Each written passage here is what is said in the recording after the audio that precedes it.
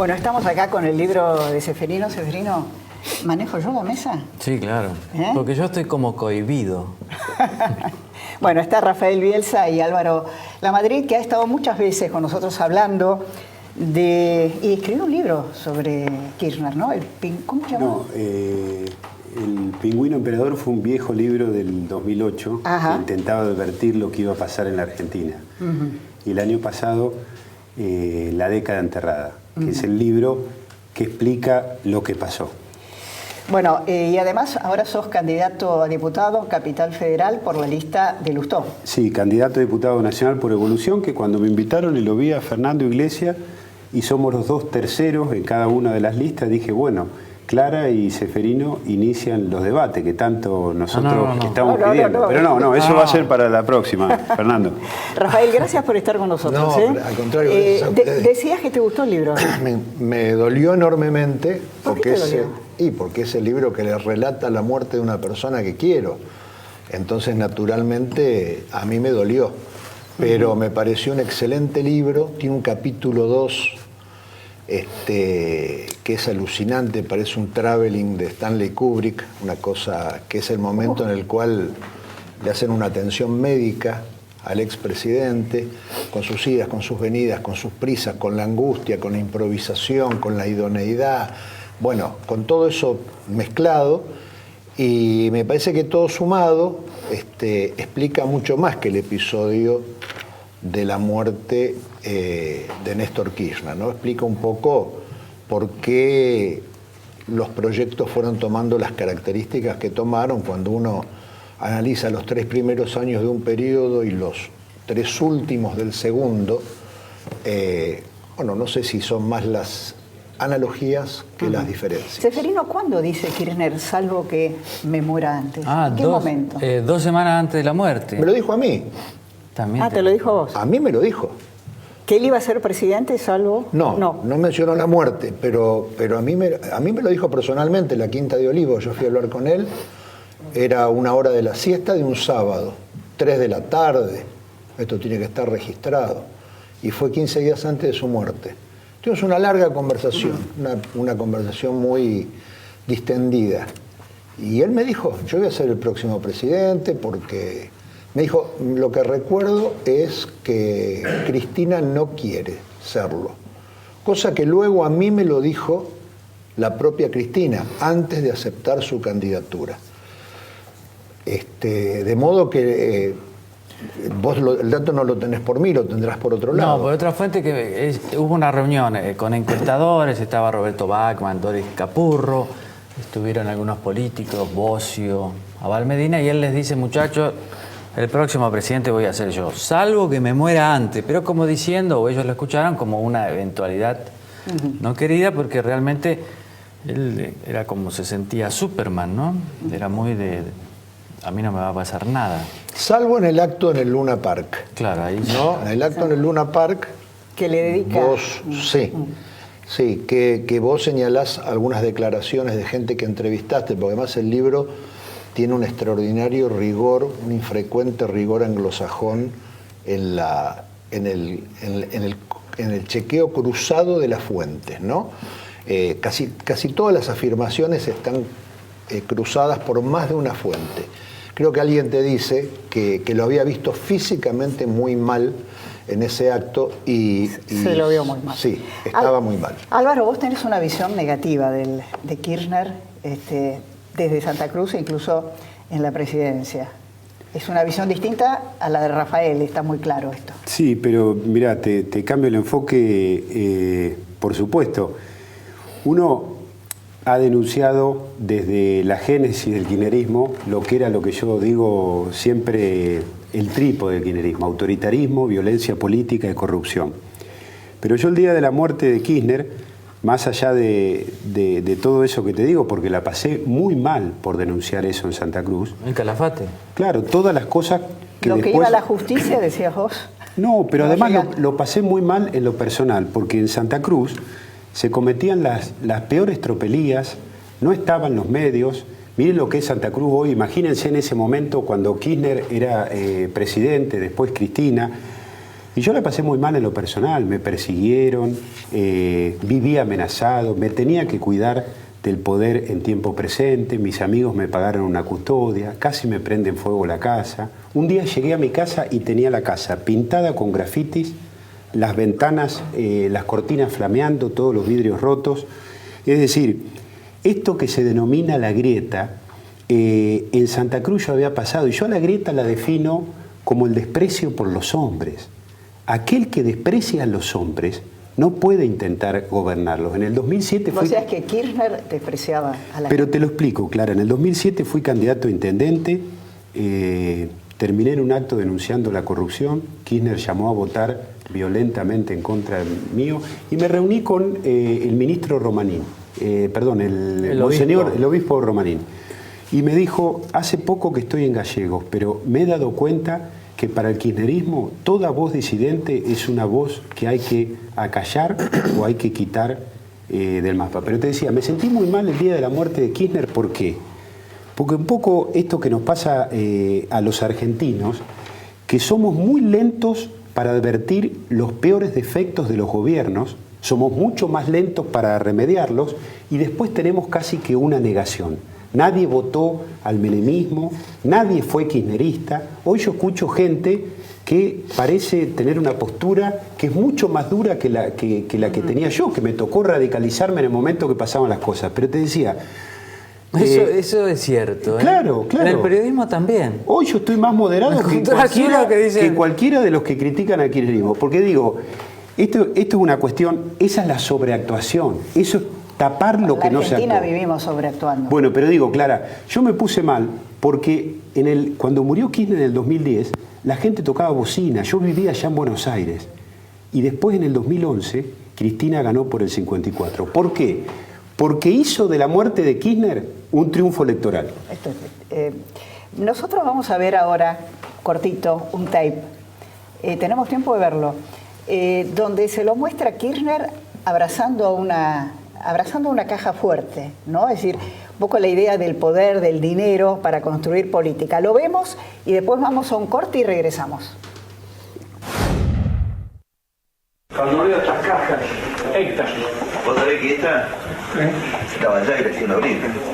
Lo habrás filmado, ¿no? Sí. No.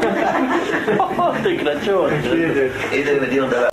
Bueno, ahora lo vamos a escuchar a Rafael Bielsa, pero Severino, el tema del dinero para construir poder es fundamental en la vida política de Kirchner, ¿no? Sí, yo creo que sí.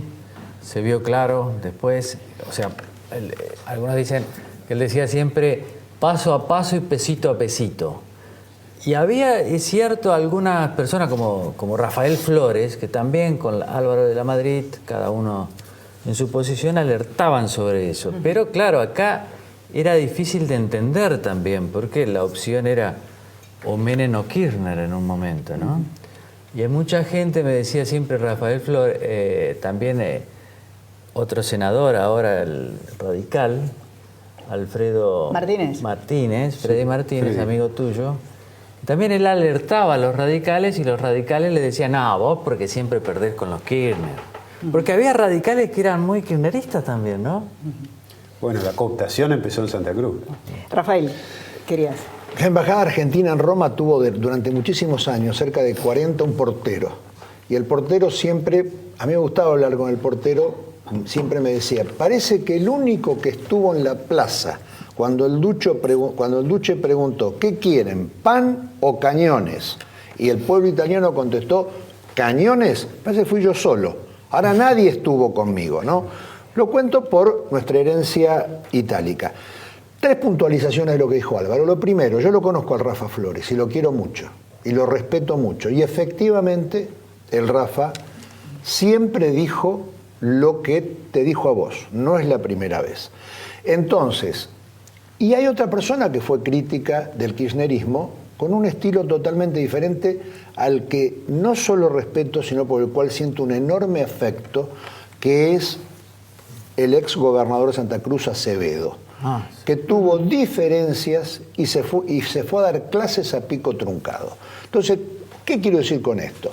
Cuando uno ocupa una posición, hoy es fácil contar lo de la caja desde una oposición a Kirchner, que me consta que Chiquito Arnold terminó teniendo, cuando no está Kirchner para explicar que era su torpe manera de hacer una broma. Ahora vos también te fuiste. Por eso, pero a ver, yo creo que cuando uno está, uno asume un compromiso. Si después las cosas cambian, ese compromiso no fue con beneficio de inventario. Yo no pido que alguien haga mi opción de pensar que la política me dio la espalda y dedicarme a otra cosa. Cada uno sabe lo que tiene que hacer. Ahora, no me gusta eso de hablar mal. Último, te quiero decir, Álvaro, todo palidece frente a lo que vos contás. ¿Por qué? Porque todo palidece frente al carácter de víctima de una persona. Pues yo no dudo que te haya pasado esto. Yo lo que digo es que yo no escuché esas bocinas de festejo cuando murió Kirchner, y no solo no las escuché, presencié columnas de jóvenes que se iniciaron a la política a propósito de la muerte de Néstor Kirchner. Y lo que quiero decir es que, si bien es posible que haya habido... Pero yo lo digo como una mala actitud a eso. Como no, ya sé que lo decís como una mala actitud, pero yo creo que hubo un fenómeno de consternación más que de celebración, en general en la República Argentina. Y creo que el 54% fue un poco más que marketing electoral. Para bien de los argentinos, digo para bien en el sentido que habla bien del impacto que causó esa muerte.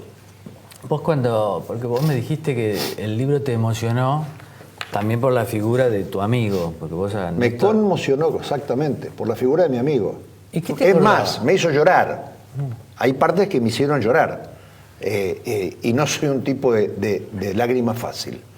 Me ibas a preguntar algo. No, ¿y qué, cuando te acordás de Néstor Kirchner, qué es lo que rescatás vos? La pasión por la administración, ese pasito a pasito, pesito a pesito, puesto a disposición de ordenar las cuentas públicas, de tener superávit en términos fiscales, de tener superávit en términos comerciales.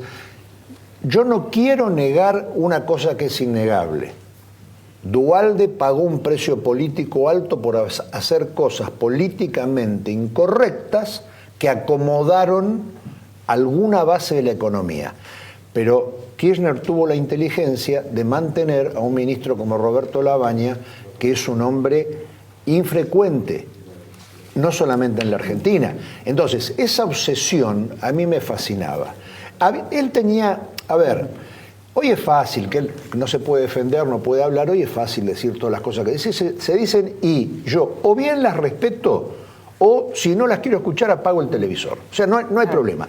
Pero yo digo, Kirchner era un hombre también candoroso, también torpemente afectuoso, también considerado con alguna gente. Eso era lo que yo sentía y eso es lo que yo siento. No me parece bien ocultarlo cuando es minoritario. Álvaro, tenés una visión brevemente, de la personalidad, ¿no? Rafael, no, yo jamás, Seferino lo sabe, jamás me victimicé.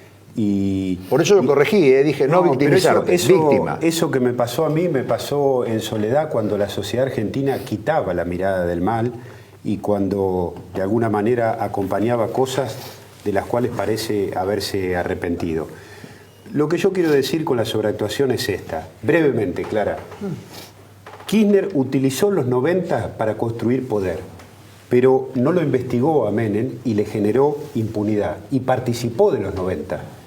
Me preocupa que en la Argentina pueda volver a pasar lo mismo y que Macri utilice la cuestión del pasado para construir un poder, pero jugar con Cristina y casi que intentar que de nuevo retome al escenario electoral por una conveniencia del presente, de la inmediatez. Entonces terminamos viviendo, en lo que yo digo, la dictadura del presente. La política debe discutir el futuro en la Argentina y eso es lo que tenemos que hacer. Y no tenemos que hacer que se sofoque la posibilidad de debatir y que los grandes temas de la Argentina queden sin debatir. Para Seferino, un capítulo muy importante es que en relación a la muerte de Kirchner se tejieron todo tipo de dudas y de sospechas. Y vos hablás de este tema, ¿no? Y decís, mira, no se encontró ninguna prueba, salvo el relato que tuvimos todos. Claro, y además no lo digo yo, obviamente que no estuve ahí, sino la fuente directa, los médicos, los enfermeros, el los funebrero. forenses. Claro, todo El eso. testimonio del funebrero es definitorio. Walter, Paul Josberg. Sí, porque se decían que lo habían asesinado. Que no, ahí no, obviamente no son kirchneristas, tampoco son anti-K, pero no son kirchneristas, son profesionales. El tipo dice, bueno, no, mire, yo trabajé sobre el cuerpo, intenté reanimarlo, dicen los médicos, los enfermeros, no había rastro de balazo. Claro, si lo envenenaron no sé, pero tampoco tenían obligación de hacer una autopsia, era un paciente cardíaco. Yo creo que la verdad es siempre más simple. El funebrero dice una cosa, para mí dirimente, respecto de esta espantosa especulación necrofílica respecto a la muerte de Kirchner. El funebrero dice, a este señor que murió se le inyectó excesivas dosis de drogas. Sí, de drogas para reanimarle el corazón. Es muy conocida, la adrenalina. Para reanimarle el corazón. Eso produce un deterioro que yo comprobé después de leer tu libro. Por eso un deterioro más acelerado del cadáver.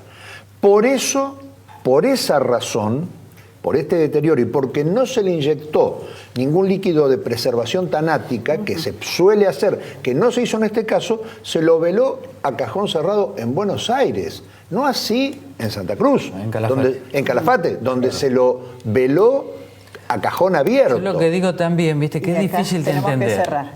Claro que el kirchnerismo también nunca hizo una aclaración, porque como otros caudillos provinciales se manejan en el misterio, ¿no? En la creación de misterio. Pero ¿y a quién le convenía ese misterio? ¿Quién puede aclarar que la muerte del papá de tus hijos, que tu esposo murió como vos decís que murió? Murió, es una cosa horrenda, a todos nos ha pasado. Cerramos. Sí, aquí, brevemente. Pero muy rápido. Sí, muy rápido. Ceferino dice que ahí nació el cristinismo, digamos. Y yo cuando decía de lo de la utilización política, decía en el sentido, Rafael, de que el verdadero luto es la pena, y la pena no tiene color. La expresidenta hizo un abuso del negro y del luto. Yo lo que quiero decir es lo siguiente, Álvaro, no me gustaría que pensaras... Pero te fundamento la posición desde ese lugar. Yo quiero dejar claro esto, no me gustaría que pensaras que lo que dije es en tu contra. No. Me hubiera parecido canallesco no decir lo que yo pienso. Y tengo todo el respeto del mundo por tu pensamiento. Quédate tranquilo. A los dos, muchísimas gracias. No, muchas gracias a ustedes. Vamos al tema Venezuela.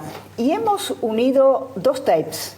Uno se lo ve, y es un hallazgo de la producción, a Chávez en el año 1998, defendiendo las inversiones privadas y diciendo que Cuba es una dictadura. Y cerramos con Maduro, que muestra de alguna manera cuál fue la evolución de la revolución en Venezuela. Y vamos al tema. Nosotros estamos dispuestos a darle facilidades aún más de las que hay a los capitales privados internacionales para que vengan aquí a invertir en las más diversas áreas. Vea que tenemos un proyecto bastante ambicioso que necesitará de la inversión privada. Yo aprovecho para hacer un llamado a todo el mundo. Yo no soy el diablo. La última pregunta de Cuba es esta. Si para usted Cuba es una dictadura o no es una dictadura. Sí, es una dictadura. Sí, es una dictadura. Sí, pero no puedo yo condenar a Cuba. Si Venezuela fuera sumida en el caos y la violencia y fuera destruida la revolución bolivariana, nosotros iríamos al combate. Nosotros jamás nos rendiríamos. Y lo que no se pudo con los votos, lo haríamos con la